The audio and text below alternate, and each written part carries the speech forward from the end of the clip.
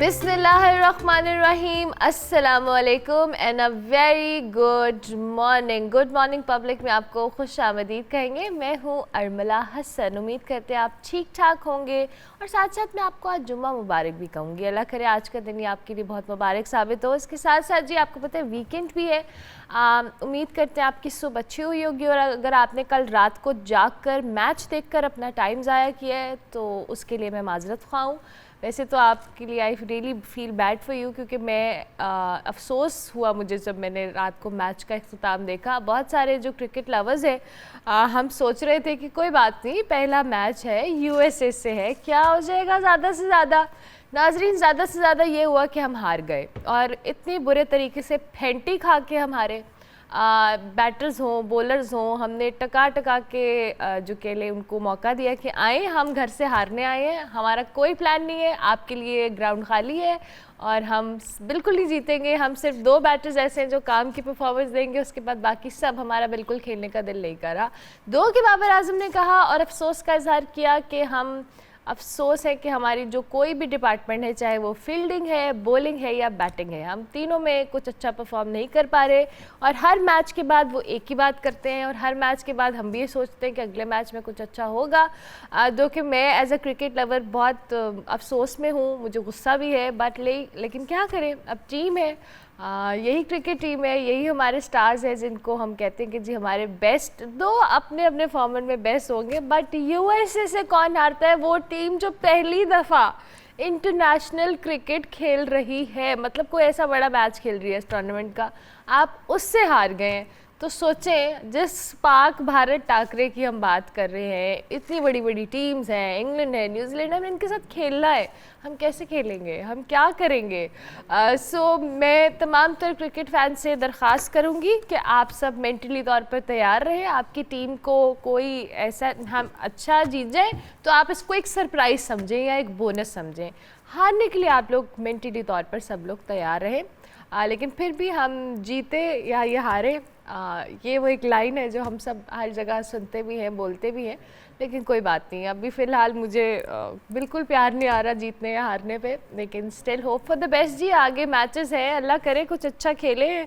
इस अज़्म का इजहार जो है वो बाबर आजम ने भी किया है। ये कहाँ तक जाएगा, क्या मामलात होंगे? मतलब एक मैच जो सुपर ओवर में दाखिल हो गया और उसमें भी नहीं हम जीते, सोचने वाली बात है। चलें जी, ये तो हो गई कुछ मैच की बात। इस पे हमने इन डिटेल आगे जाके प्रोग्राम में, आपको पता है एंड पे हम तज्जिया भी लेते हैं, बात भी करते हैं। ये मेरी as a cricket lover frustration थी जो मैंने सुबह सुबह गुस्सा निकाला है। तो बहुत सारे लोग मुझसे रिलेट भी करेंगे, बहुत सारे लोगों को मुझ पे भी गुस्सा आ रहा होगा, लेकिन कोई बात नहीं, ये मेरी as a human being, not as an anchor, एक राय थी जो मैंने जिसका इजहार किया है। अच्छा जी, पॉलिटिकल सिनेरियो की बात कर लेते हैं। वफाकी हुकूमत के हवाले से जी, नैब तरमीम केस में जो बानी पीटे आए हैं उनकी जानिब से वकला तक रसाई ना देने के बयान की तरदीद हुई है। कल टीवी चैनल्स पर, सोशल मीडिया पर जो है कुछ तस्वीर भी हैं, इन तस्वीर के हवाले से भी मैं बात करूंगी। वफाकी हुकूमत ने जी बानी पीटीआई के मौक़िफ़ की तरदीद में जो इजाफी दस्तावेज़ात हैं वो भी जमा कराई हैं और बानी पीटीआई का जो अडियाला जेल का सेल है वहाँ पे उसकी तस्वीर भी, उसके साथ मुलाकात जो वकला के साथ हुई इसकी मुलाकात की तस्वीरें भी हैं और जहाँ पर उनको रखा गया है उसकी भी तस्वीर आई हैं। हुकूमत की जानिब से अदालत को ये तस्वीर फराहम की गई हैं और बानी पीटीआई के कमरे की जो तस्वीर आई, जिसके अंदर ये आप अपनी टीवी स्क्रीन्स पर देख सकते हैं कि जिस तरह से कूलर लगाया गया है, उनका बेड है, एक टेबल है, कुछ बॉटल्स और किचननेट में भी कुछ छोटी छोटी चीज़ें हमें नज़र आ रही थी। एक कॉरिडोर भी पिक्चर्स में शेयर किया गया जहाँ पे दिन में 2 बार आई गेस उनको वॉक करने की इजाज़त है बानी पीटीआई को। और हुकूमत ने कहा है कि बानी पीटीआई ने सुप्रीम कोर्ट में जो वकला तक रसाई ना देने का मौक़िफ़ अपनाया है, अदालत मुनासिब समझे तो इसकी तस्दीक करने के लिए जो एक कमेटी भी या कमीशन भी मुकर्रर कर सकती है। जबकि तलाल चौधरी साहब ने कहा है कि बानी पीटीआई कैद तन्हाई में नहीं, कैद अय्याशी में ज़िंदगी गुजार रहे हैं। वैसे तो ये अय्याशी हर दौर में हर सियासतदान जिसने जेल की सज़ा काटी है, जेल में रहा है, उसने ये सब पर्क्स एंजॉय किए हैं। यहाँ तक कि नवाज़ शरीफ साहब को भी कुछ ना कुछ मिलता रहा है इसी तरह से अच्छे हालातों वाक़यात में। और इवन मरीम नवाज़ साहिबा ने फ़ोन के साथ उनके कैमरे, उनके जो सेल है उसके हवाले से भी कुछ बातें बताई थी और और कमरा भी काफ़ी खासा खुला डुला मियाँ साहब को भी मिला था। चलिए कोई नहीं, हर एक का अपना मौक़िफ़ है, इस पे हम तज्ज़िया ले लेते हैं। हमारे साथ ताहिर मलिक साहब हैं, सीनियर तज्ज़ियाकार भी हैं, सहाफ़ी भी, उनको खुशामदीद कहते हैं। Thank you very much Tahir साहब, बहुत शुक्रिया कि आपने हमें ज्वाइन किया। ये जो कल आज हम जिस मौजू के हवाले से भी बात कर रहे हैं, मुल्की सियासत जो है इस वक्त सिर्फ बानी पीटीआई, तहरीक इंसाफ और इन सारे मामलात के गिर्द घूम रही है, लेकिन इस सारे अमल के अंदर या इस सारी रियासत के अंदर एक अवाम नाम की भी चीज़ है जिस पे अभी तक तो ये सियासतदानों की तवज्जो नहीं आई है। सो पहले तो इस सियासी सूरत हाल के हवाले से अपना कमेंट दीजिएगा। अच्छा कमेंट किया आपने। मैं भी वही सोच रहा था आपकी बातों से कि मेरा हाल सारा कुछ है इस मुल्क में। कभी तौहीन अदालत का केस आ जाता है, कभी नैब का केस आ जाता है, कभी मान साहब की कमरे में सूरतों का केस आ जाता है। एक ही केस है जो कभी नहीं सुनने में आया पार्लियामान में, अदालत में हुआ, अवाम का केस। तो क्योंकि आप सवाल जरा थोड़ा सा किया, मेरा ये जो आपकी ओपनिंग थी क्रिकेट की, वो एक्सप्लेन करती है कि हमारी जो मैनेजमेंट है, जो हमारे इदारे हैं, उनकी मसला खाली क्रिकेट नहीं है। आप यहाँ से मैं क्रिकेट को सियासत से इस तरह रिलेट करूँगा। आप ये जो चीज़ मैं तो कहना चाह रहा हूँ इस क्रिकेट से सिंबॉलिकली लगता है कि जैसे हम दुनिया का हिस्सा 2024 नहीं है। आप दुनिया का टॉप बैट्समैन, आपने बॉलर देख लिया, सेल्फ कॉन्फिडेंस है, बॉडी लैंग्वेज में थके हुए हैं, विनर माइंड ही नहीं है, नहीं है। और बाकी बात है डैलस में ये मैच हुआ है, डैलस टेक्सास, उस शहर से मेरी अपनी भी याद, बेचारे पाकिस्तानी के साथ। ताहिर साहब अपना जो माइक है जिसमें आप बोल रहे हैं प्लीज़ उसको थोड़ा सा करीब कर लीजिएगा, आपकी ऑडियो कट रही है, ताकि हम प्रॉपर्ली सुन पाएँ आपको। जी जी, अब आप अपनी बात को कंटिन्यू कीजिएगा।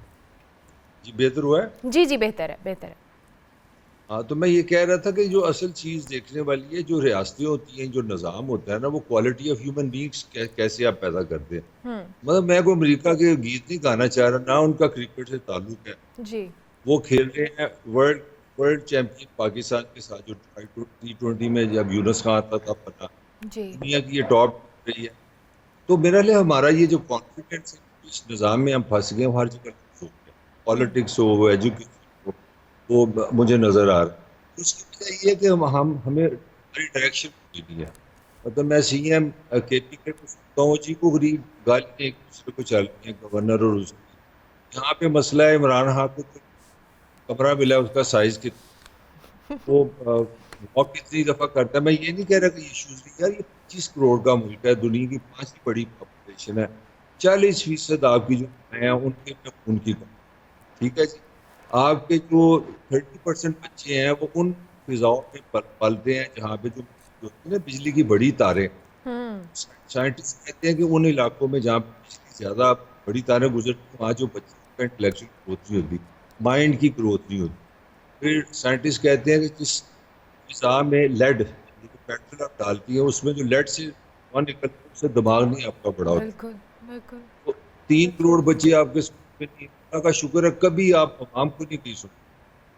वो जी वो KP के CM ने ये गाली निकाल दी, इमरान को। ताहिर साहब आपकी बात से मैं इसी बात से अगला सवाल भी है कि हमारी जो सियासत है वो सिर्फ शख्सियात के इर्द गिर्द घूम रही है, पार्टीज़ के इर्द गिर्द घूम रही है, या हम आपस में ही हमारे सियासतदान या हमारे तमाम तर जो रिप्रेजेंटेटिव्स हैं एक दूसरे को मुतनाज़ा कर रहे हैं, और अब ये सिर्फ शख्सियात से निकलकर इदारों तक बात पहुंच गई है। हमने अपनी फ़ौज को कंट्रोवर्शियल कर दिया, हमने अपनी अदालतों को कंट्रोवर्शियल कर दिया, हमने हर चीज़ को कंट्रोवर्शियल कर दिया। अब एक आम आदमी का भी जो परसेप्शन है वो भी इतनी नाउमीदी है कि वो जिस इदारे के बारे में बात करते हैं, आप एक आम किसी गली मोहल्ले में चले जाएं, लोगों की इस कदर अजीबो गरीब गुफ्तगू है हर बंदे को लेकर कि वो ऑप्टिमिस्टिक कहाँ से हों, कुछ अच्छी पॉजिटिविटी किसी को नजर आ ही नहीं रही है। डिप्रेशन है ना, व्हाट इज डिप्रेशन? वो कहते हैं कि when hope dies everything dies. Pakistan का अलमिया ये है कि लोग एनर्जेटिक हैं, इंसान हैं, इंटरनेट से पूरी दुनिया का सिटीजन बने हुए हैं, मगर जब वो दुनिया में अपने आप को देखते हैं, जिस तरह हालांकि क्रिकेट मेरा एरिया नहीं है, मैं आपको जो बार बार बात कर रहा हूँ, ये नर्वसनेस अमेरिकन में होनी चाहिए। जी।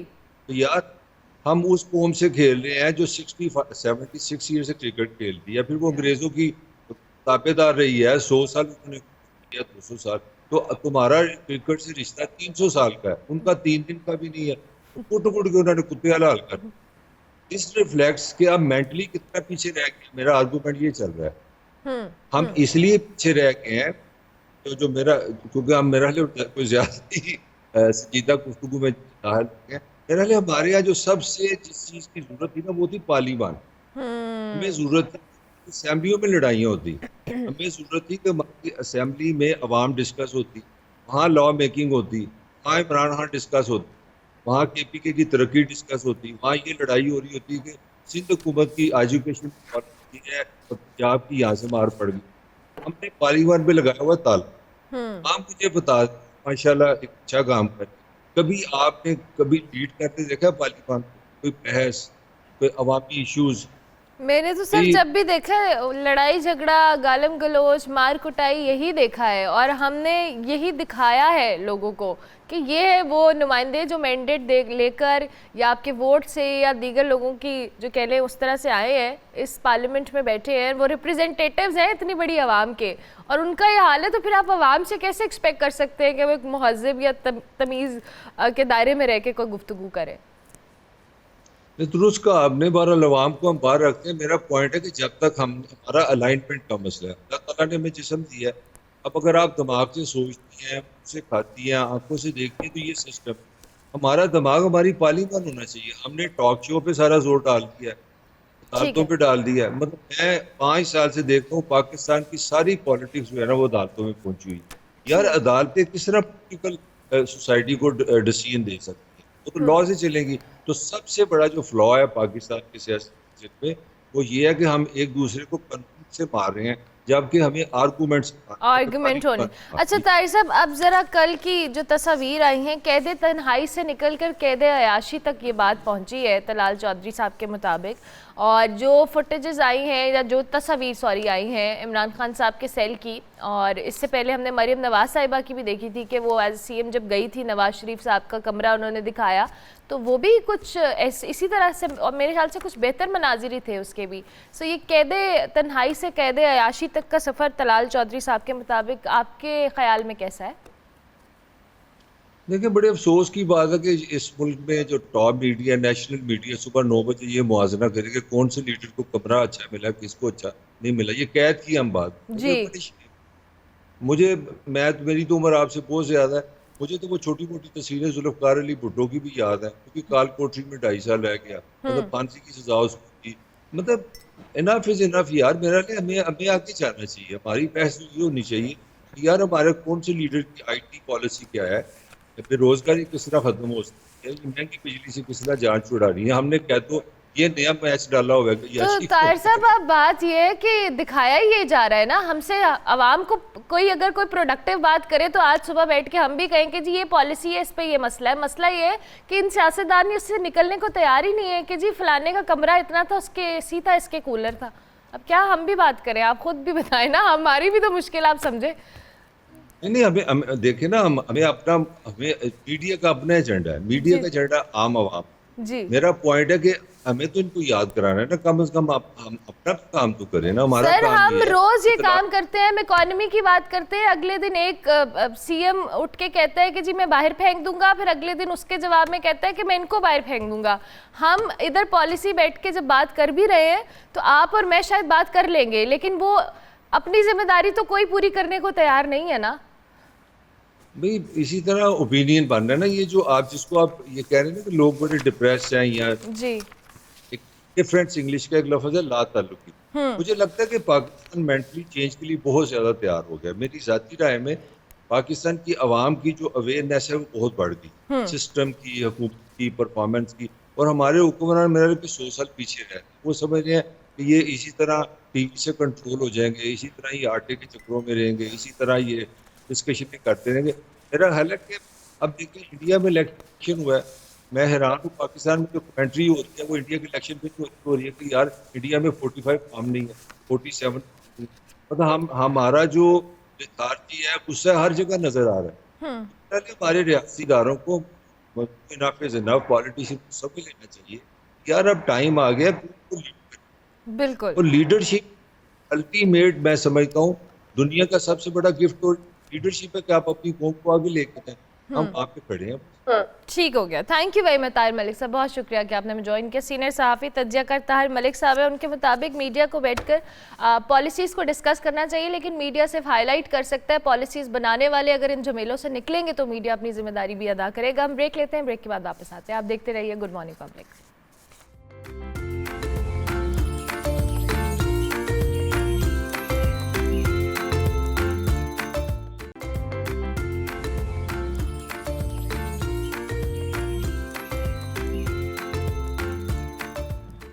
Welcome back to good morning public. Break के बाद वापस आ गए जी। हम पॉलिटिकल अनस्टेबिलिटी की तो बार बार बात कर भी रहे हैं और इस हवाले से रोज़ डिस्कशन भी होती है, लेकिन पाकिस्तान को और भी बहुत सारे चैलेंजेस हैं, जिसमें हमारा जो मौशी बहरान है या मौशी चैलेंजेस है वो सबसे ज़्यादा है। और सारे अमल के अंदर जिसमें हम सियासी महाजराई कह लें, एक दूसरे पे तनकीद का हवाले से बात कर लें, इदारों पे तनकीद के हवाले से बात कर लें, ऐसी सारी सूरत हाल के अंदर जो मौशी मसाइल हैं उनका शदीद इजाफा उनमें हो रहा है, और साथ साथ जो समाजी मसाइल हैं वो भी इसके साथ साथ ज़ाहिर रिलेट करते हैं और वो भी बहुत ज़्यादा बड़े हैं।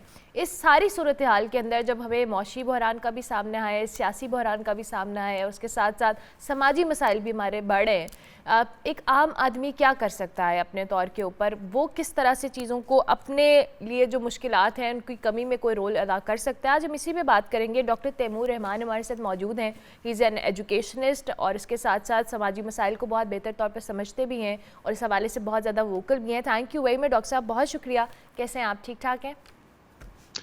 जी बहुत शुक्रिया अर्मिला, मैं बिल्कुल ठीक हूँ, आप सुनाइए। बिल्कुल ठीक ठाक अल्हम्दुलिल्लाह। डॉक्टर साहब, अभी हम पॉलिटिकल इंस्टेबिलिटी की बात कर रहे हैं और जाहिर है कि मुल्क के अंदर अगर एक चीज़ स्टेबल नहीं है तो बाकी सारी चीज़ें भी किसी ना किसी तरह अपसेट होती हैं, और जब हम इकॉनमी की बात कर रहे हैं तो हालात व वाक़यात हम सबके सामने। इस सारे प्रोसेस के अंदर एक आम आदमी सबसे ज़्यादा इफ़ेक्ट हो रहा है। आप चूँकि इस सारी सूरत हाल पे बहुत नज़र भी रखते हैं, देखते भी हैं, बात भी करते हैं, मैं ज़रूर चाहूँगी आप गुफ्तगू का आगाज़ करें इस पॉइंट से। जी आपने बिल्कुल ठीक कहा कि महंगाई का सबसे बड़ा बोझ आम मज़दूर मेहनत कश आदमी पे इसलिए पड़ता है क्योंकि ना सिर्फ उसकी इनकम कम होती चली जाती है, मगर जो एलीट क्लास है उसकी दौलत की शक्ल आपको एसेट्स में नज़र आती है। मिसाल तौर पे किसी की ज़मीन है, किसी का घर है, किसी की फैक्ट्री है एंड सो ऑन। तो जब महंगाई होती है इन एसेट्स पे नेगेटिव इन्फ्लुएंस नहीं होता, बल्कि वो ज़्यादा महंगे हो जाते हैं। जबकि मेरी जो इनकम है, अगर मैं तनख्वाह ले रहा हूँ किसी से, अगर 24% महंगाई होगी तो 24% मेरी तनख्वाह के अंदर कमी आ जाएगी, मेरी वेल्थ के अंदर कमी आ जाएगी।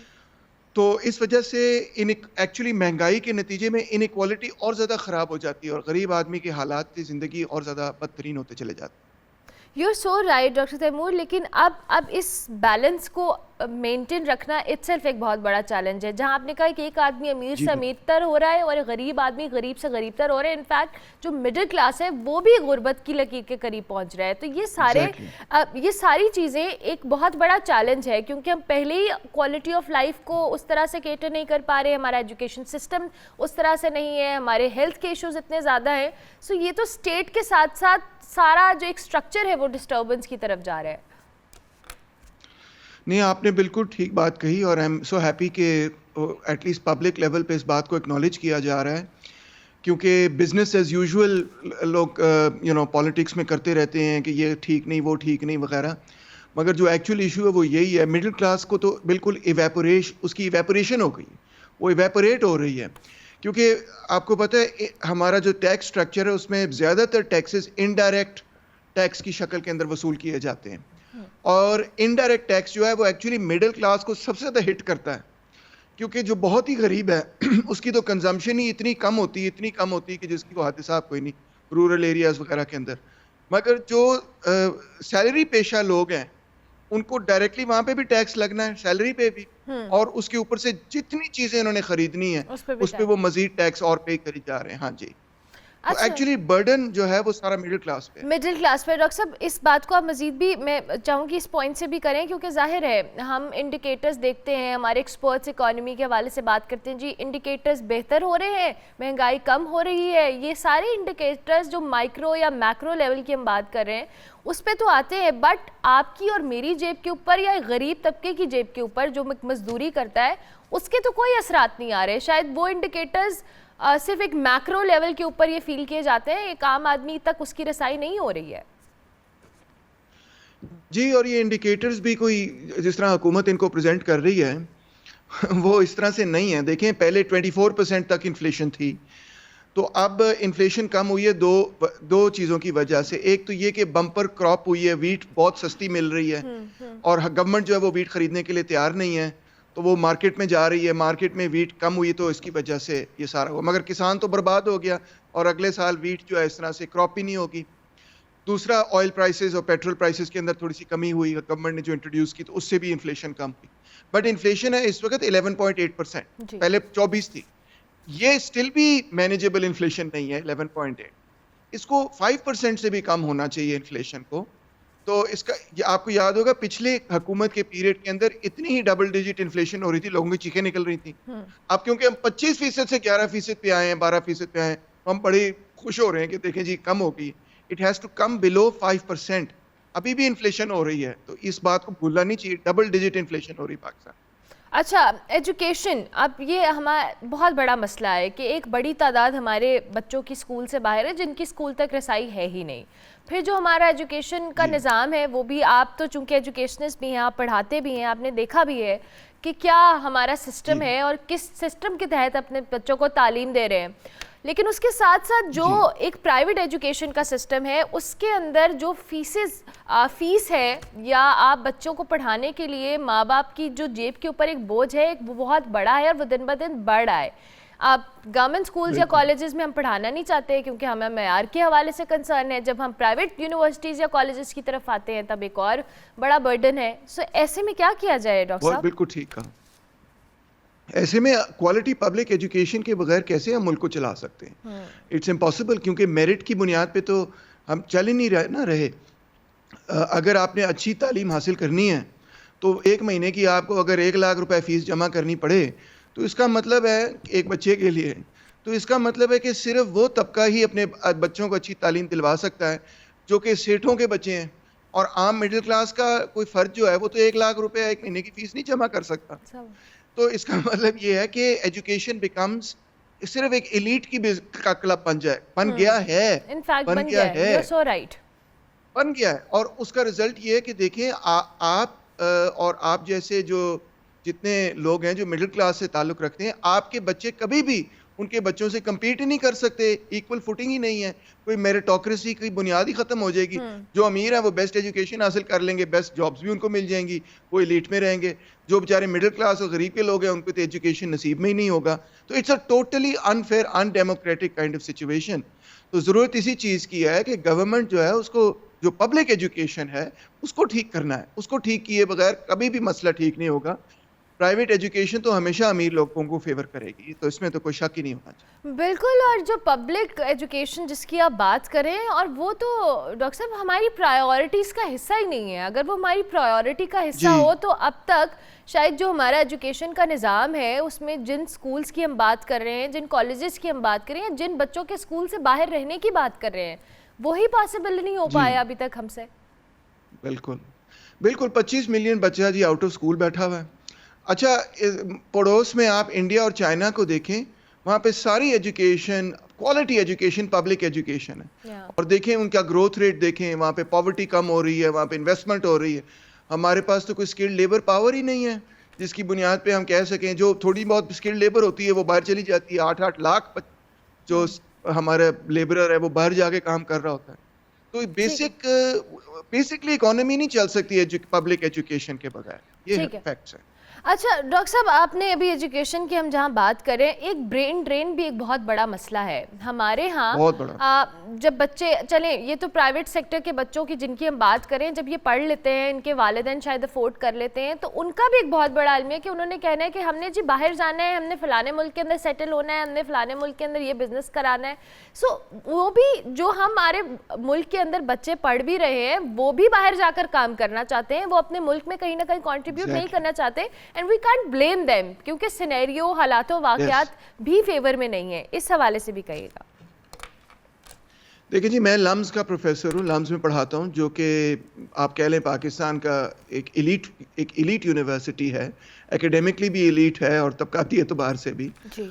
मगर जब मैं अपने स्टूडेंट से पूछता हूँ कि कितने लोग पाकिस्तान में रहना चाहते हैं आगे और कितने लोग बाहर जाना चाहते हैं, तो मैं आपको बताना चाहता हूँ कि वास्ट मेजॉरिटी ये कहती है कि जी हम बाहर रहना चाहते हैं, हम पाकिस्तान में रहना ही नहीं चाहते। बिल्कुल।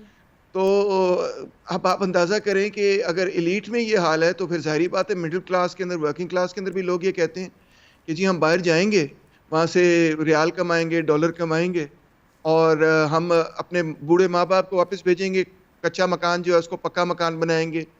तो वहाँ पे चंद साल की मेहनत के नतीजे में कुछ यहाँ पे पॉवर्टी एलिविएशन भी हो जाती है, कुछ लोग बेहतर हालात में रहते हैं। So you are right, you can't blame them, but मगर ब्लेम करना है किसी को, जिम्मेदार किसी को ठहराना है, तो हुकूमत और हुकूमती पॉलिसी को ठहराना है कि ऐसी पॉलिसियां बनाएं जिसके नतीजे में लोग पाकिस्तान में रहकर काम करना चाहें। अच्छा, दिलचस्प बात अर्मिला ये है कि ना सिर्फ हमारा कीमती इंसानी सरमाया, ह्यूमन कैपिटल बाहर जा रहा है, बल्कि जो हमारा दूसरा सरमाया है जिसको पैसा कहते हैं, वेल्थ कहते हैं, वो भी सारी बाहर जा रही है। अब आप देखें कि अभी आप मीडिया में रिपोर्ट हुआ कि 12.5 बिलियन डॉलर्स की प्रॉपर्टी सिर्फ दुबई शहर के अंदर 23,000 पाकिस्तानियों की निकली। तो आप खुद ही अंदाजा करें, पाकिस्तान इस वक्त भीख मांग रहा है और हमारे पाकिस्तानी जो है अपना सरमाया बाहर लेके तो इन्वेस्टमेंट बाहर रियल एस्टेट में कर रहे हैं। तो कैसे मुल्क चल सकता है ऐसे? तो वही बात है ना डॉक्टर साहब, अनसर्टेनिटी इतनी है कि लोगों को यहाँ पे इन्वेस्ट करने के हवाले से भी वो इंटरेस्टेड नहीं है कि पता नहीं कल को इस मुल्क में क्या होगा, क्या मामलात होंगे, बच्चे बाहर जाना चाहते हैं। और so right, thank you very much doctor Taimur, बहुत शुक्रिया कि आपने हमें ज्वाइन किया। डॉक्टर तैमूर रहमान हमारे साथ एजुकेशनिस्ट प्रोफेसर इस हवाले से बात कर रहे थे, और ये बहुत बड़ा मसला है कि हम एजुकेशन सिस्टम को अगर बेहतर कर लें तो हमारा पूरा एक स्ट्रक्चर इस पे खड़ा है, और अगर हम इसको बेहतर कर लेंगे तो शायद हमारी बहुत सारी चीज़ें बेहतर हो जाएंगी। और एक जो सर्टेनिटी है या एक जो कॉन्फिडेंस है लोगों का, चाहे वो बिजनेसमैन का हो या स्टूडेंट्स का हो, एक आम आदमी का हो, जब तक वो यहाँ पर लोगों का नहीं बनेगा तब तक हम इस ओवरऑल सोसाइटी को बेहतर करने के हवाले से सिर्फ स्ट्रगल ही करते रहेंगे। ब्रेक लेते हैं, ब्रेक के बाद वापस आते हैं। आप देखते रहिए गुड मॉर्निंग पब्लिक।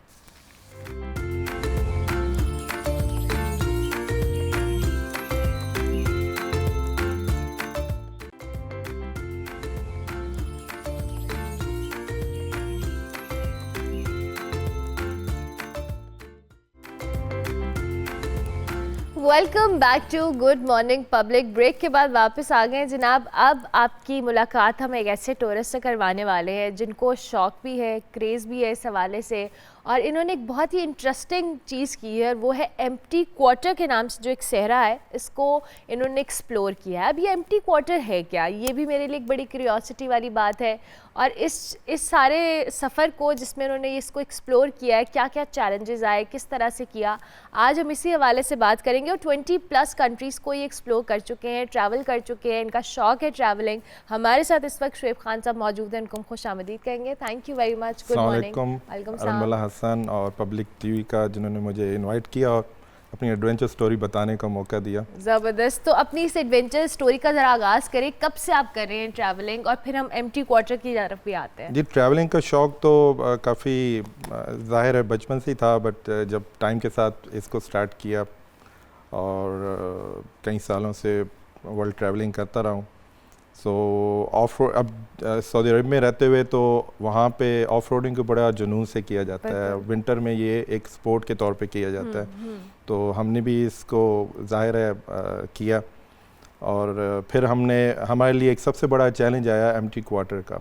अच्छा। अब एम्प्टी क्वार्टर एक रुबुल खाली जिसको अरबिक में कहते हैं, ठीक है, नाम से भी आपको पता चल गया होगा कि पूरे खलीज का एक क्वार्टर है, फुल एम्प्टी है और वो सहरा है। ओके।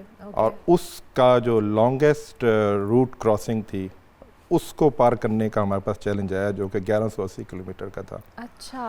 और कई सालों से हम इस एक्टिविटी में थे, तो हमारा कुछ टीम बन गई कुछ दोस्तों की जो इस क्रेज़ के शौकीन लोग तो थे। कितने लोगों की टीम है जिन्होंने? हम लोग 10 लोग थे और अच्छा, 8 गाड़ियाँ थी, 4 व्हील हैवी लोडेड और जो कि लेटेस्ट मॉडल्स की, और उसमें हम लोगों ने इस ट्रैवलिंग को ही सर अंजाम दिया। ओके, ये सो थोड़ा सा एम्प्टी क्वार्टर को एक्सप्लेन करें, किस तरह का सहरा है, इसकी ज्योग्राफिकल वो सारी सूरत हाल क्या है, कहाँ कहाँ पे है, और जिस एम्प्टी क्वार्टर का आप जिक्र करें कि एक हिस्सा है जो खाली है एक खलीग का, उस हवाले से भी बताएं। सऊदी अरब की जो बॉर्डर यूएई, ओमान और यमन से मिलती है, ठीक है, वो ये पूरा एक सहरा जो इस एरिया में फैला हुआ है। Okay okay. और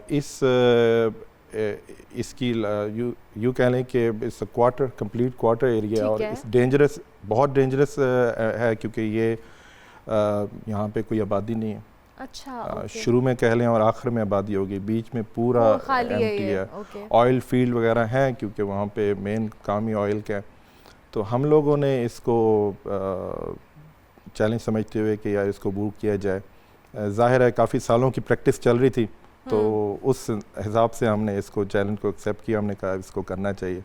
और क्योंकि डेंजरस इसलिए भी है कि इनके जो जितने सैंड ड्यून्स हैं, आप कह लें कि टीलों के जो सिलसिले हैं, वो 100 किलोमीटर तक चलते हैं। अच्छा। आप वैली में चले जा रहे हैं, आपके राइट और लेफ्ट पे कुछ भी नहीं ये है। कुछ भी नहीं है, यानी कि डेजर्ट ही डेजर्ट है। आप अच्छा, डेजर्ट को पार करना इटसेल्फ पुराने ज़माने में भी जब हमने देखा है लोगों का जब सफ़र होता था सहराओं का, तो वो बहुत डिफ़िकल्ट होता था। ज़ाहिर है उस वक्त तो और भी सूरत, अब तो शायद 4 व्हीलर्स है, तब तक वो लोग ऊँटों और इन चीज़ों पे सफ़र करते थे। सो अब मुझे ये बताएं कि ये जो सफ़र था इसमें सबसे बड़ा चैलेंज क्या था? क्योंकि ज़ाहिर है गाड़ी या आप एक हद तक ख़ुद को फैसिलिटेट करके लेके जा सकते हैं, लेकिन उसके बाद फिर चैलेंजेस तो रहते हैं और ख़तरनाक भी सफ़र है इटसेल्फ ये।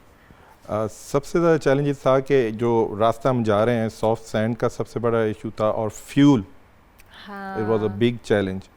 और उसके लिए हम लोगों ने, क्योंकि शुरू में हम इतनी लोड गाड़ियाँ नहीं कर सकते थे। अब 10 दिन का ट्रिप है, ठीक है, 10 दिन के हिसाब से आप फूड लेके जा रहे हो, पानी लेके जा रहे हो। 150 लीटर पानी का टैंक लगाया मैंने, और 130 लीटर मैंने एक्स्ट्रा जेरी कैन उठाए फ्यूल के, और उसके बाद भी हमने रास्ते में फ्यूल अरेंजमेंट की। और वो टीम को अलग हमने मतलब अरेंजमेंट की, और पैसे काफ़ी लग गए उसके ऊपर। और वो हम लोग अपने ट्रैक से ऑफ हुए, उन लोगों से हम लोगों ने वो 350 किलोमीटर अंदर आए, उन लोगों से हमने पेट्रोल रिफ्यूलिंग की।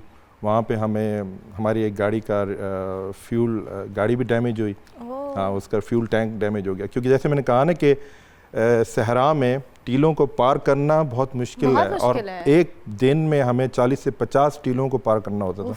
आप चढ़ाई तो कर लेते हो, उतराई के वक्त सबसे ख़तरनाक होता है। ठीक है, आपको सीधा जाना और आगे सॉफ्ट सैंड होती है, और उस सॉफ्ट सैंड में एक दफ़ा नहीं कई दफ़ा, एक गाड़ी भी फंस जाए तो पूरा काफिला रुक गया, आधा घंटा 1 घंटा तो कहीं नहीं गया, और सब लग जाते हैं उसको निकालने में।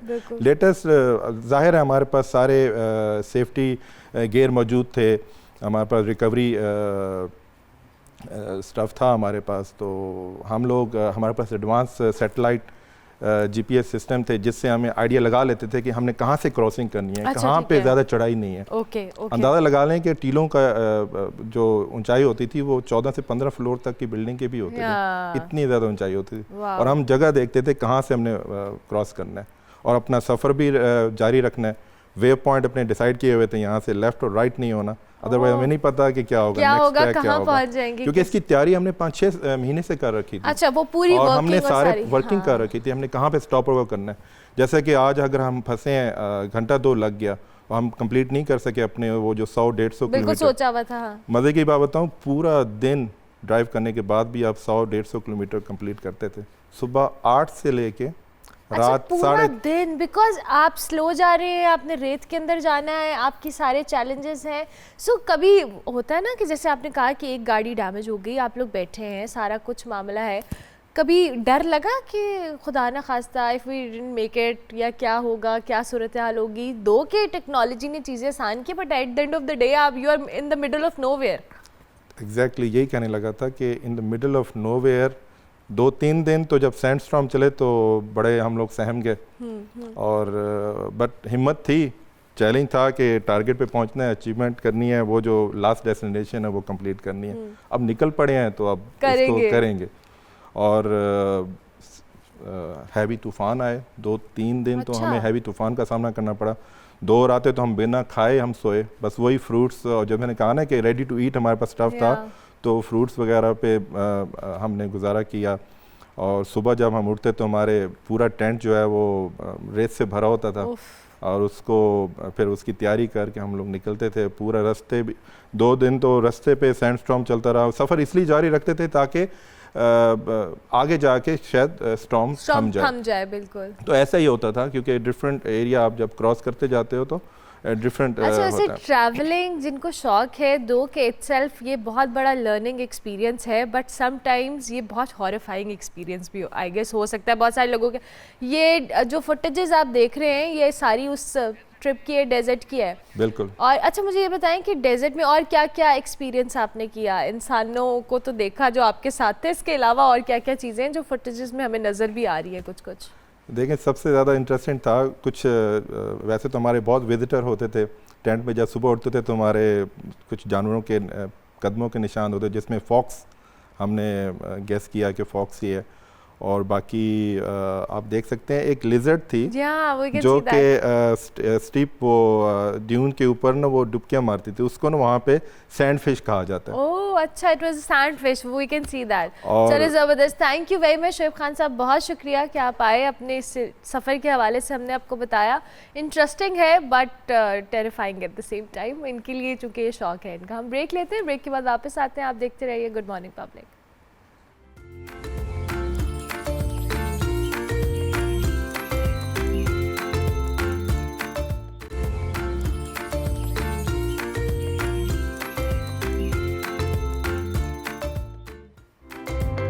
Welcome back to good morning public. Break के बाद वापस आ गए जी। अब जो हम न्यूट्रिशन या डाइट के हवाले से बात करने वाले हैं, दो कि हम आपकी हेल्थ को लेके बार बार बात करते हैं, लेकिन आजकल हम सोशल मीडिया या मुख्तलिफ जो के लिए स्टोर्स के ऊपर, शॉप्स के ऊपर एक बड़ा ट्रेंड भी देख रहे हैं, और घरों में भी इनफैक्ट, कि लोग फ्रूट्स को ड्राई कर लेते हैं और उसको स्टोर कर लेते हैं और फिर उसका इस्तेमाल करते हैं।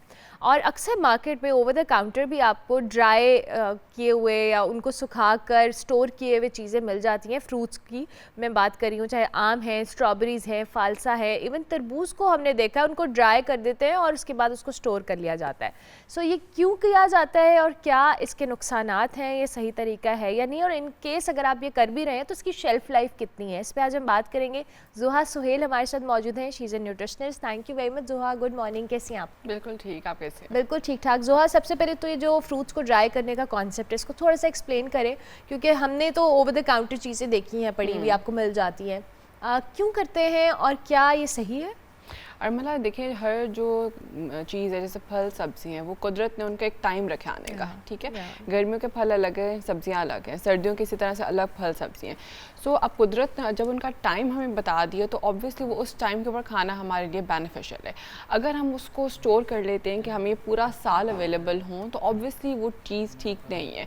स्टोर करने के लिए मुख्तलिफ प्रोसेस को फॉलो करना पड़ता है। फॉर एग्जांपल जैसे एक हरी मिर्च की मैं बात करूँ, बहुत से लोग उसको सन ड्राई करते हैं कि हम उसको ड्राई करके सुखा लें और उसको हम फिर रेड फॉर्म में कन्वर्ट करके लॉन्गर टाइम के लिए यूज़ करें। अब जो हरी मिर्च है उसके अंदर ऐसे ऐसे न्यूट्रिएंट्स मौजूद हैं जो सिंपल सन ड्राइंग के थ्रू डिस्ट्रॉय हो जाते हैं, और जो हम लाल मिर्च उसकी बनाकर खा रहे होते हैं वो हमारी सेहत के लिए नुकसानदेह, वो अच्छी नहीं है। बहुत से केसेस में हम लोग कहते हैं कि अगर आपके मैदे के अंदर कोई मसाइल है, जलन वगैरह है, तो हम उसको सब्ज़ मिर्च का फिर भी रिकमेंड कर देते हैं। लाल मिर्च तो हम बिल्कुल भी रिकमेंड नहीं करते, क्योंकि ड्यूरिंग द प्रोसेस उसकी चीज़ें ऐसी चीज़ों में कन्वर्ट हो रही होती हैं कि जो आपके मैदे के लिए डिटोरियस हैं, अच्छी नहीं है।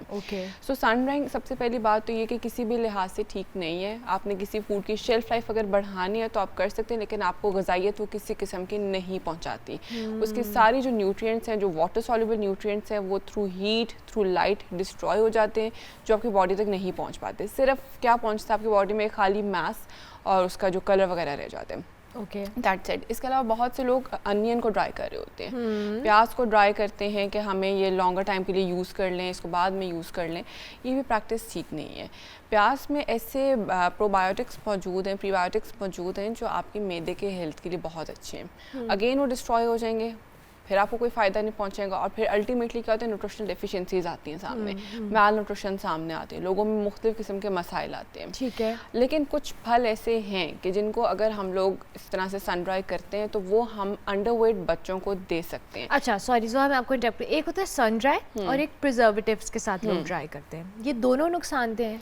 दोनों नुकसानदेह बिल्कुल हैं, क्योंकि सन ड्राइंग में ये होता है ना, जैसे मैंने बताया कि लाइट और हीट आती है तो न्यूट्रिएंट्स डिस्ट्रॉय हो जाते हैं। अब किसी चीज़ का प्रिजर्वेटिव ऐड ऑन करें तो ऑब्वियसली उसके भी कॉन्सिक्वेंसेस तो होने ही होने हैं। अब आप अपनी बात को कंटिन्यू करो। उसमें मैं इस तरह से बता रही थी कि हम अंडरवेट बच्चों के लिए कुछ ऐसे फ्रूट्स रिकमेंड करते हैं जो ड्राइड हो जाते हैं। उनका फ़ायदा ये होता है कि उस पर चीज़ ज़रा कॉन्सेंट्रेटेड अमाउंट में शुगर्स आ जाती हैं। जैसे कि हम लोग खुबानी ड्राई कर लेते हैं, अंजीर को ड्राई कर लेते हैं, ये ड्राई फ्रूट्स जो हम खाते हैं, ये ड्राई फ्रूट्स हैं बिल्कुल। ये हम अंडरवेट बच्चों को दे सकते हैं क्योंकि इसके अंदर ज़रा न्यूट्रिएंट्स कंसंट्रेटेड हो जाते हैं, पानी निकल जाता है, तो एक ज़्यादा अमाउंट की न्यूट्रिएंट बच्चे के अंदर चली जाती है। लेकिन साथ साथ एक नुकसान भी आ रहा होता है। नुकसान ये आता है कि बच्चों को कॉन्स्टिपेशन का मसला हो जाता है, या जो लोग ज़्यादातर खुबानी ड्राइड खाते हैं, अंजीर ड्राइड खाते हैं फ्रेश की जगह, उनको कॉन्स्टिपेशन का मसला रहता है। अब कॉन्स्टिपेशन, सवाल ये आता है कि इनमें फाइबर तो मौजूद है, तो कॉन्स्टिपेशन क्यों हो रही है? अब फाइबर हमारा काम ही सिर्फ पानी के साथ साथ करता है, उसको पानी चाहिए है अपने साथ बाइंड करके वो काम करता है। फिर अब जब हम खुबानी ड्राई करते हैं तो आपको पता है उसमें से पानी तो एवेपोरेट हो जाता है,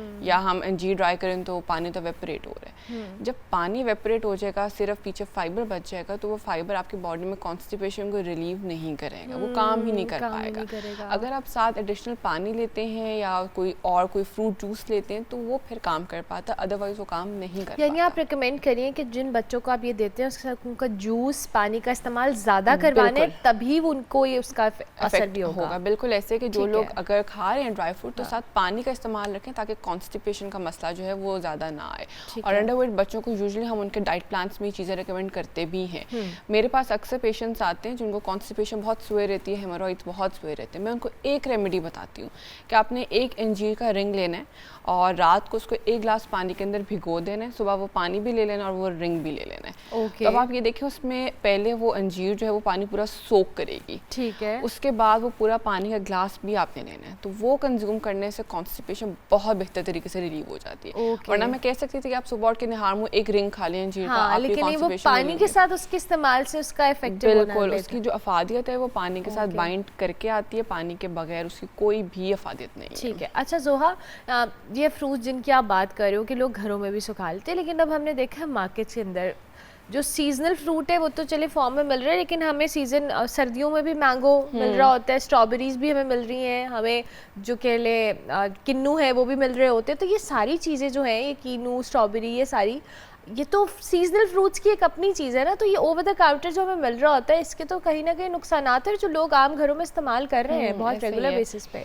आप देखिए स्ट्रॉबेरीज का भी टाइम गुजरा है, लेकिन अभी हमें एंड तक, आई गेस नवंबर तक हम स्ट्रॉबेरी जूस पियेंगे भी, और घरों में आप जाएंगे किसी के आपको स्ट्रॉबेरी डिजर्ट्स मिलेंगे, वो फ्रीज फॉर्म के अंदर आपको मिलेगी। सिंपल फार्मूला ये रखिए कि अगर कोई चीज़ फ्रीज़ कर रहे हैं तो उसको 1 महीने के अंदर अंदर यूज़ कर लेना चाहिए, 30 डेज से ऊपर उसको फ्रीज़र के अंदर। ये तो मीट के हवाले से भी लोग कहते हैं, मीट के हवाले से भी यही बात है कि 1 महीने से ज़्यादा आपने कोई भी चीज़ फ्रीज़ नहीं करनी। नुकसान क्या आता है कि हम फ्रीज़ किसके अंदर करते हैं, एक तो हम प्लास्टिक बैग्स लेते हैं, प्लास्टिक के डब्बों में स्टोर करते हैं। उससे ये होता है कि जब भी आप कोई भी चीज़ प्लास्टिक के अंदर रखते हैं ना, और चाहे ठंडे टेम्परेचर पे है, तो प्लास्टिक के अंदर से कुछ ऐसे कंपाउंड्स निकल के आपके फूड के साथ मिक्स हो जाते हैं। हमें लगता है कि हम माइक्रोवेव में रखते हैं तो वो प्लास्टिक तब थोड़ा गर्म होता है तो तब फूड के अंदर मिक्स होते हैं, लेकिन गर्म टेम्परेचर पे भी और ठंडे टेम्परेचर के ऊपर भी प्लास्टिक के कंपाउंड्स निकल के फूड के साथ मिक्स हो जाते हैं, जो कि कैंसर कॉजिंग होते हैं। अब हम स्ट्रॉबेरीज पूरा साल अगर रखते रहेंगे तो क्या होगा? आम भी मैंने देखा है, हमें इवन बाहर चले जाओ, मौसम नहीं भी है तब भी आपको मिल रहा होता है। बिल्कुल ऐसे। और जिस तरह से हमारे पास टिन्ड फूड्स हैं, जो कैंड फूड्स हैं, वो एक बेसिकली ड्राइंग का प्रोसेस है, लेकिन कंसंट्रेटेड स्वीट्स में आ जाते हैं कि उनको भी प्रिजर्व करके, पाइनएप्पल जिस तरह से हम फ्रेश कहाँ खाते हैं पाइनएप्पल, हम हेवीली सोक्ड शुगर सिरप वाला पाइनएप्पल कंज्यूम कर लेते हैं। तो अब आपको देखें कि एक तो टिन के अंदर है, दूसरा उसके अंदर शुगर सिरप कितना ऐड ऑन किया गया, तो ये सब चीजें हमारे बॉडी में जाके कॉर्न्स का इस्तेमाल भी देखो, मशरूम्स हैं, कॉर्न्स हैं, ऑलिव्स हैं, ये जो हम अचार खाते हैं ये सारी चीजें उसी बिल्कुल के ऐसा ही अंदर है। होती है। सारा कुछ ऐसे, जैसे अचार की बात की आपने, इस पे हम जो सफ़ेद सिरका वो बहुत ज़्यादा ऐड ऑन करते हैं, नमक कितना ऐड ऑन करते हैं, डिफरेंट चीज़ें और कितनी ऐड ऑन करते हैं कि प्रिजर्व्ड है, पूरा साल हमें मिलता रहे। अगेन वही बात है कि जितना सॉल्ट होगा, जितना वाइट एसिड अंदर ऐड होगा, जितनी शुगर ऐड होगी अंदर, ये सब चीज़ें आपको बहुत आराम से क्रॉनिक डिसऑर्डर्स की तरफ लेकर जाएंगी।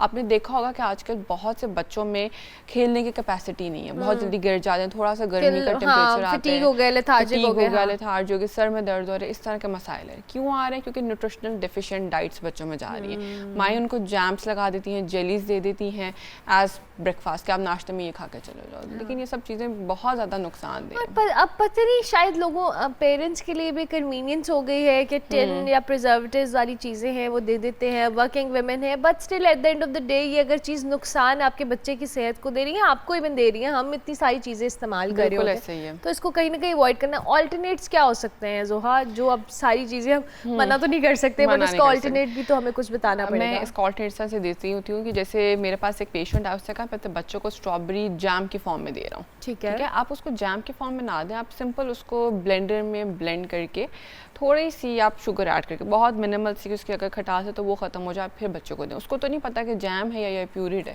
सेम कंसिस्टेंसी में रख के आप उसको दे सकते हैं, बट जैम के अंदर क्या है कि आप उसके अंदर एक्स्ट्रा लेमन ऐड करें, एक्स्ट्रा शुगर ऐड करें, हाई टेम्परेचर पे स्ट्रॉबेरीज को कुक करें।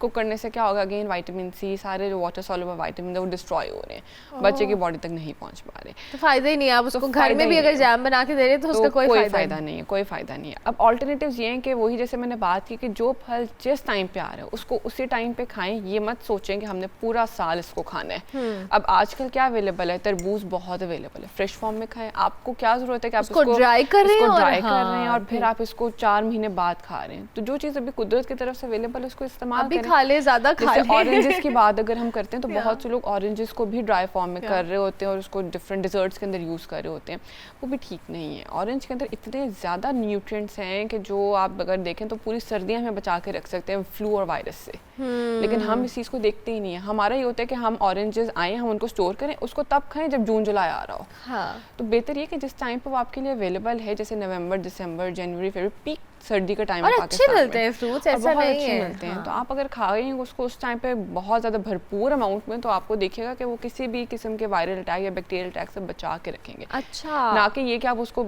ये सोचने में अपनी एनर्जी वेस्ट करें कि हम इसको मई जून में जाकर खाएं। तो जो चीज़ जिस टाइम पे आपको अवेलेबल है आप उस टाइम पे उसका अच्छा इस्तेमाल करें। थैंक यू वेरी मच जोहा, बहुत शुक्रिया कि आपने हमें बहुत बेहतर अंदाज में एक्सप्लेन किया। जी, जोहा सुहेल हमारे साथ मौजूद थी। इनके मुताबिक जितनी भी प्रिजर्वेटिव्स वाले फ्रूट्स हैं या आप ड्राई करते हैं, अनटिल अनलेस ड्राई फ्रूट्स की जिसमें हम खुबानी अंजीर की बात करें, उसके अलावा जो भी चीज़ें आप आर्टिफिशियली उसको स्टोर कर रहे हैं वो आपकी सेहत के लिए नुकसानदेह है। उसके ऑल्टरनेट्स पे जाएं और जो सीजनल फ्रूट्स हैं उनको उसी टाइम इस्तेमाल करें। कोई बात नहीं, अगला सीज़न भी अल्लाह ताला आपको देगा और आपको यही फल खाने को मिलेंगे। So you have to make sure कि आप इसका इस्तेमाल कम करें। ब्रेक लेते हैं, ब्रेक के बाद वापस आते हैं। आप देखते रहिए good morning public.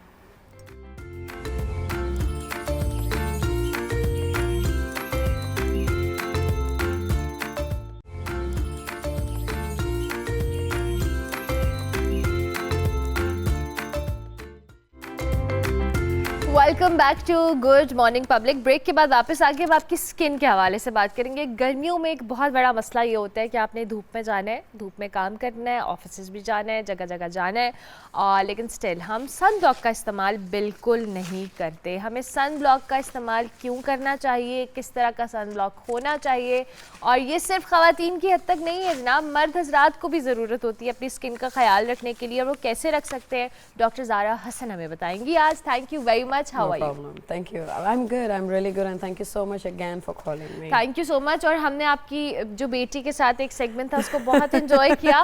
So we wanted कि आज भी आती, but still it's okay. Yeah. So मुझे ये बताएं कि हम गर्मियों में हमारा सन एक्सपोजर बहुत ज़्यादा होता है, हम जाते हैं वहाँ पर, मतलब कहीं भी जा रहे हैं, लेकिन अनफॉर्चुनेटली हर कोई सन ब्लॉक का इस्तेमाल नहीं करता। कितना ज़रूरी है? राइट अर्मेला, पॉइंट ये है कि हमारी स्किन जो है 24 घंटे जो है एक्सटर्नल और इंटरनल फैक्टर्स से जो है बड़ी मुतासिर होती है। मतलब एक्सटर्नल मींस जो आपकी रेज़ आ रही हैं सन से, हम जो काम कर रहे हैं, अब बेचारे जो हमारे कैमरामैन भी हैं जो कैमरा के पीछे बैठे हुए हैं, they are expose to so many lights, मतलब 24 घंटे के लिए। वर्किंग वुमेन हैं, मर्द हजरात हैं जो कि बाहर बाइक्स पे भी घूम रहे होते हैं। इट्स वेरी इंपॉर्टेंट कि UVA और UVB सन उनसे रेस से प्रोटेक्शन हो। अब कैसे प्रोटेक्शन हो? There are types of sun block. ठीक है। अब वो बहुत बेसलाइन एक मैं बात करूँगी कि बहुत इंपॉर्टेंट है कि वो SPF ब्रॉड स्पेक्ट्रम हो, ठीक है, मतलब SPF 50 हो आपका, वाटर जो है एब्जॉर्बेंट ना हो, वो नॉन कोमेडोजेनिक हो। नॉन कोमेडोजेनिक उर्दू में इसकी ये है कि जो पोर्स होती हैं हमारी स्किन की वो क्लॉट ना करे, ठीक है। तो और उसके बाद जो है वो SPF 50 हो और वो ऑयल बेस्ड हो, ठीक है। दूसरी बात ये कि बड़ी इम्पॉर्टेंट और बड़ी एक कॉमन मिस्टेक औरतें करती हैं, कोई भी चीज़ सीरम लगाएंगी या कोई भी सन ब्लॉक लगाएंगी, उसके ऊपर या तो वैज़लीन लगा लेंगी या तो कोई और चीज़ लगा लेंगी जो कि पोर्स को क्लॉट कर देगा, ब्लॉक कर देगा, which is the biggest mistake of our ladies which shouldn't be done. उससे क्या होगा? फॉलिकुलाइटिस हो जाता है। फॉलिकुलाइटिस का मतलब होता है छोटे छोटे, कहते हैं ना, पिंपल्स पड़ जाते हैं, दाने बन जाते हैं। वो जब आपकी स्किन ब्रीथ नहीं करेगी तो वो वहाँ पे पिंपल्स बन जाएंगे, ठीक है। So it's very important whether AM और PM आपको सनब्लॉक लगाना लाजमी है। ये बात अब मैंने ये सवाल यहाँ से करना है कि बहुत सारे लोगों को लगता है दिन में आप बाहर निकल रहे हैं तो आपने सनब्लॉक का इस्तेमाल करना है, रात के टाइम हम नहीं करते। नहीं, you have to do it. Why? Specially for the ladies जो कि चूल्हे के सामने जाती हैं। हम अब so sorry about that. So it's like जो चूल्हे के बिल्कुल सामने जाती हैं, they think कि अगर वो cloudy बाहर हो रहा है और हम चूल्हे के सामने हैं तो we are safe, we are inside the house and we are safe. No, you are not safe.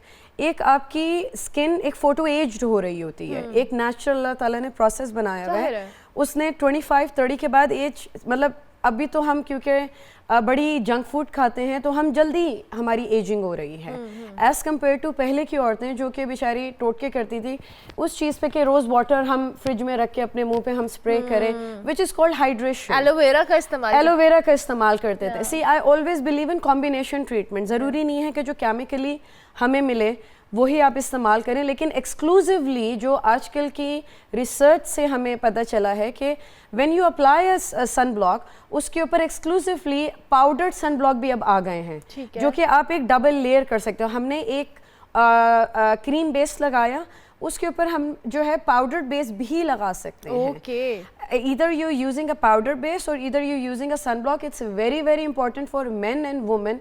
Even if you're sitting in the studio, it's very important before you put up a makeup, you do apply a little layer, a pea size. I always do. और ये मैंने अपनी practice बना ली, because मुझे किसी ने बोला कि आपकी लाइट्स भी होती है इतनी स्ट्रॉन्ग होती है तो आप सनब्लॉक चाहे दिन में चाहे रात में थोड़ा सा जरूर इस्तेमाल करें। Definitely. It hasn't to, इसका जरूरी नहीं है कि ये बहुत एक्सपेंसिव आपने लगाना है। नहीं, but it's very important. It's the quality should be good. Yeah. क्योंकि you always have a B class and a C class of every product. तो pea size is very important. At the back of your palm, pea size मटर के दाने जितना भी अगर आप लें और आप टैप करके अपने मुंह पे पूरा लगाएं और गर्दन पे लगाएं, और अगर आप मेल हैं और आप बाइक चला रहे हैं या गाड़ी चला रही हैं औरतें, तो हाथों पे भी पी साइज आप लगा लें, विच इज़ वेरी इंपॉर्टेंट। और अगर आपके पैर भी हैं तो आप पैरों पे भी लगा सकते हैं।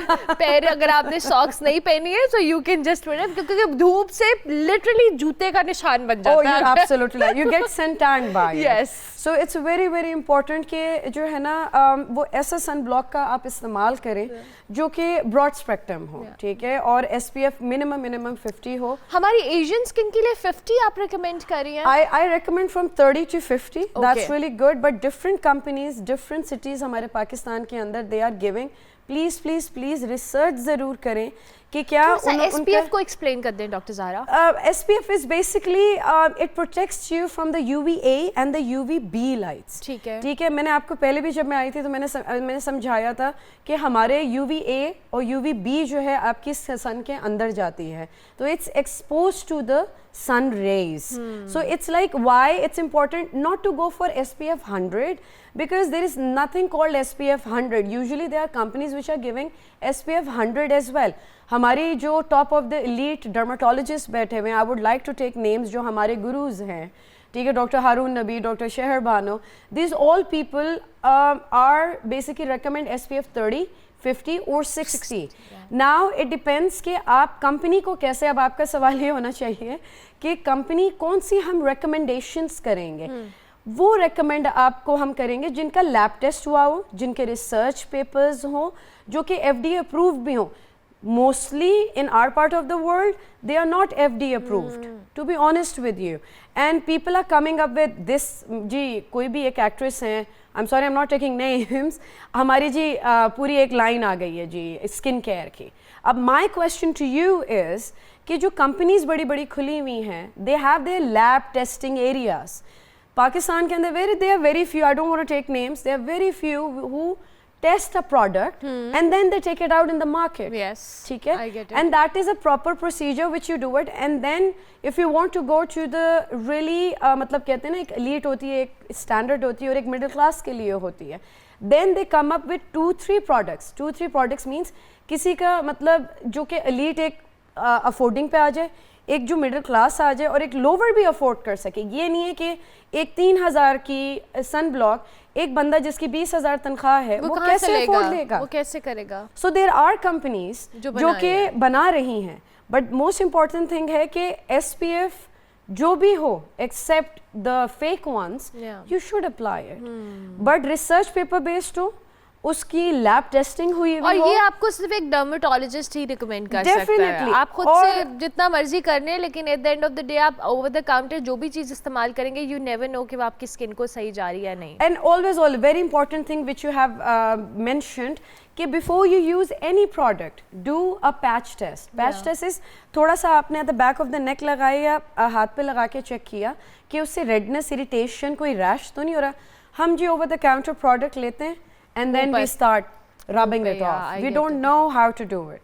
We don't know what to do it with it. So it's really good कि you test the product. आप उनसे भी pharmaceutical से या pharmacy से बोलें आप दें जो आपका दूसरा traveling size होता है या आपका जो free के samples पड़े हुए होते हैं. पहले आप product को sample out करें and then you can apply it on your face. अच्छा डॉक्टर साहब, आप सन ब्लॉक अगर आपने पूरा दिन बाहर रहना है, कितने टाइम बाद आपको रिफ्रेश करना है उसको? कम से कम depending on the SPF, if you are using 30 or 60, you can always go with like after 3 to 4 hours. ठीक है. और maximum उसके broad spectrum means कि आप 6 hours के बाद भी लगा सकते हो. लेकिन depending वही बात आ जाती है कि आप कौन सा product use कर रहे हो. maximum भी 4 hours के बाद if you are outside तो 4 hours के बाद आप कर लो. But people sometimes keep on applying after every hour if you are very finicky about it.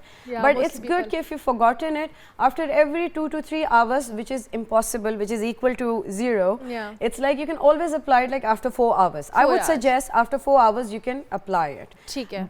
ताकि broad spectrum means कि वो उतना हद तक रहेगा. जैसा कोई भी एंटीबायोटिक लेंगे, हम बोलेंगे जी 6 घंटे के बाद आपने एक दूसरी जो है डोज ले लेनी है.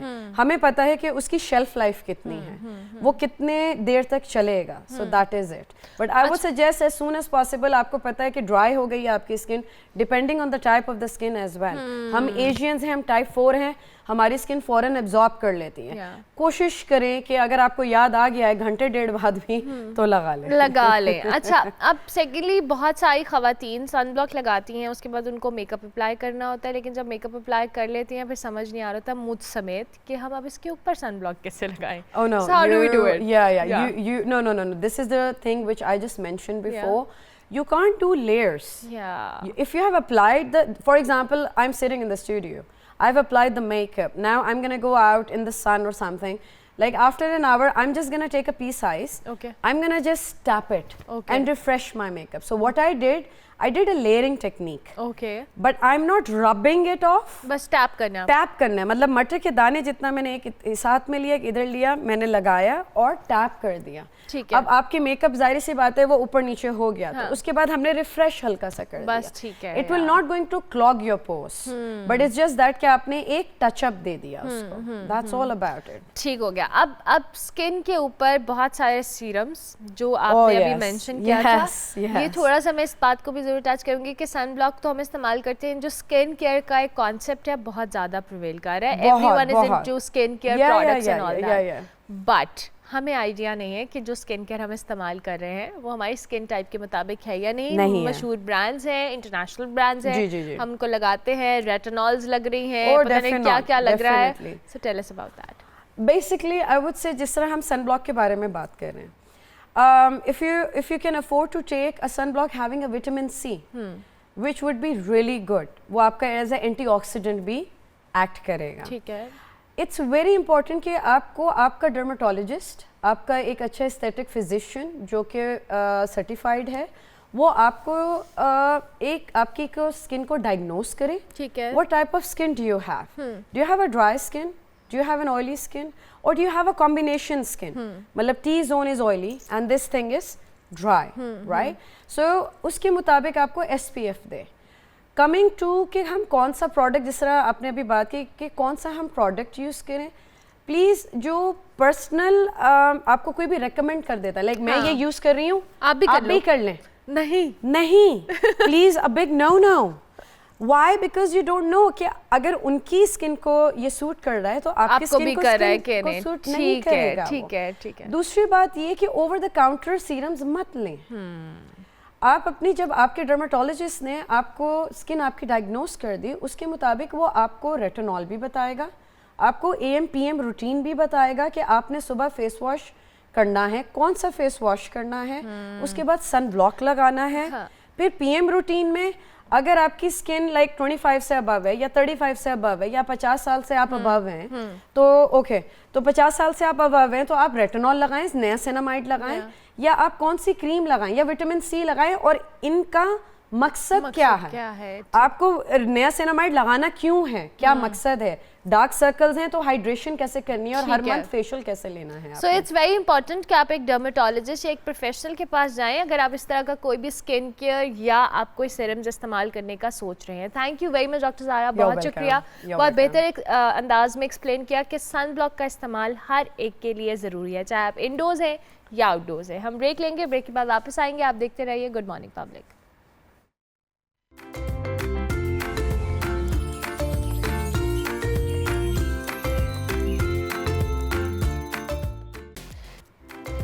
Welcome back to good morning public. Break के बाद वापस आ गए हैं। प्रोग्राम का बिल्कुल आखिरी हिस्सा है। प्रोग्राम के आगाज़ में मैंने अपना गुस्सा निकाला था और वो गुस्सा मेरा अभी तक बरकरार है, लेकिन अब मैं उस पर ज़्यादा बात नहीं करूँगी। कल पाकिस्तान वर्सेस USA का मैच था और पाकिस्तान USA से हार गया है, वो भी सुपर ओवर में जाके। ये इस पे तजिया ले लेते हैं। उसामा मंच हमारे साथ मौजूद है, उनको हम खुशामदीद कहेंगे। उसामा, गुड मॉर्निंग, अस्सलाम वालेकुम, कैसे हैं आप? वालेकुम अस्सलाम अर्मला, not a good morning for all of the cricket fans. मैं तो ठीक हूँ, आई होप आप कैसे हैं? आप ठीक हैं? मैंने अपना कैथारसिस सुबह सुबह किया था स्क्रीन पे आकर और ये बगैर सोचे कि मैं एंकर हूँ, बट स्टिल मुझे गुस्सा था एज अ क्रिकेट लवर। मैं चाहूँगी ये गुस्सा आप भी निकालें। और USA से उसामा कौन हार सकता है? वो टीम जो पहली बार इंटरनेशनल इस तरह का टूर्नामेंट खेल रही हो। देखें अर्मला, हम अगर अपनी हिस्ट्री देखें ना तो 99 में हमने बांग्लादेश को मैच दिया, 2007 में हमने आयरलैंड को मैच दिया। ये दोनों कंट्रीज ने बाद में टेस्ट क्रिकेट खेली, तो हो सकता है USA को हमने एक बड़े लेवल पे लेके आना और टेस्ट क्रिकेट में तो शायद, बट कहाँ से शुरू करें? पाकिस्तान की परफॉर्मेंस पे तजिया समझ नहीं आ रही। बैटिंग, बॉलिंग, फील्डिंग, तीनों डिपार्टमेंट्स में हम कल बहुत बुरा खेले। और आई थिंक हमने कल अगर 40 तो 7 ओवर्स USA की टीम अच्छा खेली, सिर्फ 3 ओवर पाकिस्तान की टीम अच्छा खेली, और सुपर ओवर में जाके हारना जो है वो बहुत बुरी चीज है। तो पाकिस्तान को भी देखना होगा कि आगे इन्होंने किस तरह खेलना है, क्योंकि अब ये मस्ट विन टेरिटरी में आ गए हैं। उसका मतलब है आपने आयरलैंड को भी हराना है, आपने इंडिया को भी हराना है अगर आगे जाना है। तो पाकिस्तान इस टाइम बहुत मुश्किल में है। पाकिस्तानी टीम वैसे उसामा जब से अभी रीसेंट टाइम्स में, बल्कि अब तो रीसेंट टाइम्स भी कितना ही हो गया है, हम मुश्किल में ही हैं। हमारी मुश्किलें आसान नहीं हो रही हैं, एक से बढ़ के एक मुश्किल है। बैटर्स हैं, उनके कॉम्बिनेशन सेट नहीं होते हैं, बॉलर्स हैं, उनका वो वाला मामला सेट नहीं होता। क्या करना है हमें? हम क्या करें? हम सपोर्ट करें ना करें? We are confused as a nation.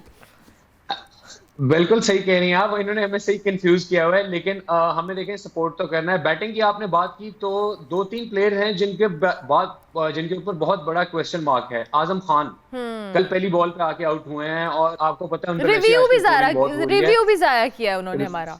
Review भी जाया किया, बिल्कुल। तो आजम खान ने अपने आप को एक बड़ी मुश्किल पोजीशन में डाल लिया है। बॉलिंग की बात करें तो शादाब खान बिल्कुल नहीं चल रहे। कोई तीसरा या चौथा टूर्नामेंट है जहाँ शादाब खान की बॉलिंग जो है वो बिल्कुल नहीं चल रही। और फिर फील्डिंग में हमने कल रन लीक किए हैं, हमने रन उनको एक्स्ट्रा दिए हैं, मिस फील्ड की हैं, कैच ड्रॉप हुआ है कल। तो इस तरह की परफॉर्मेंस ने यूएसए ने अच्छा कैपिटलाइज किया, उन्होंने मौका बिल्कुल कोई नहीं मिस किया जीतने का।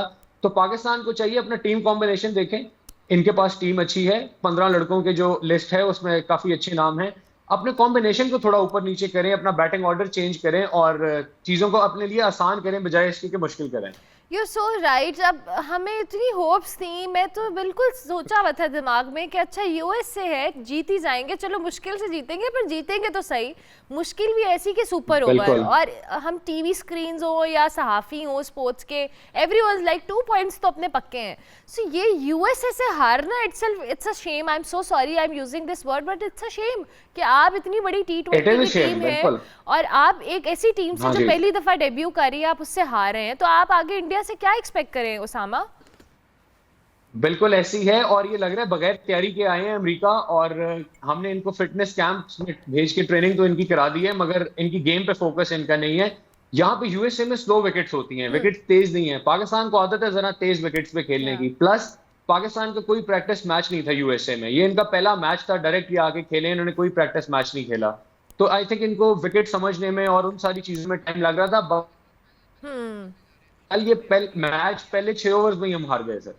ठीक है उसामा, अब चूंकि अगला मैच हमारा 9 जून को इंडिया के साथ है और न्यूयॉर्क में, और इंडिया अपने सारे मैचेस जो है वो न्यूयॉर्क के अंदर ही खेल रहा है, लेकिन पाकिस्तान के लिए ये एक जाहिर अपॉर्चुनिटी भी है और इसको हम अवेल करते हैं या नहीं करते। दो कि हमारे लिए खेलना ज़रूरी था, थोड़ा फेमिलियर होना कंडीशन से, ग्राउंड से।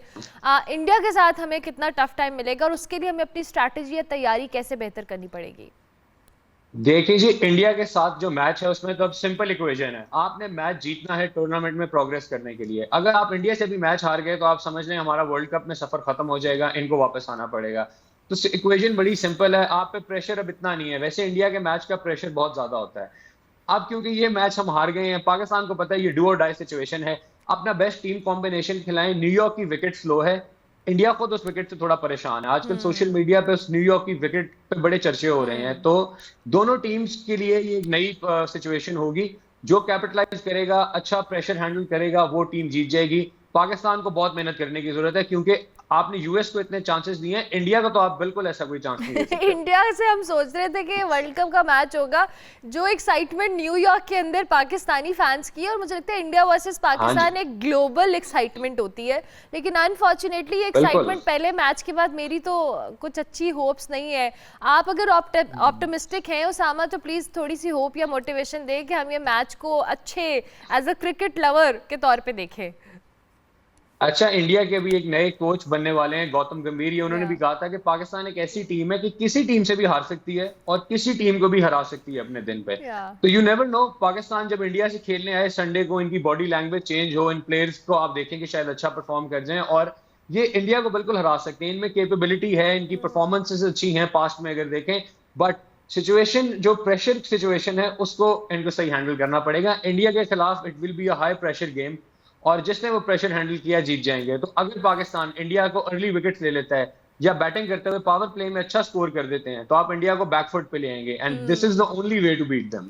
अच्छा उसामा, अब थोड़ा सा अपने बैटिंग लाइन की भी बात करते हैं, बॉलर्स की भी बात करते हैं। दो के हमने कुछ कॉम्बिनेशंस पे एतराज़ात थे, बहुत सारे लोग इस टीम की कॉम्बिनेशन पे कि ये टीम क्यों जा रही है, इसमें फलाना मेंबर कौन है।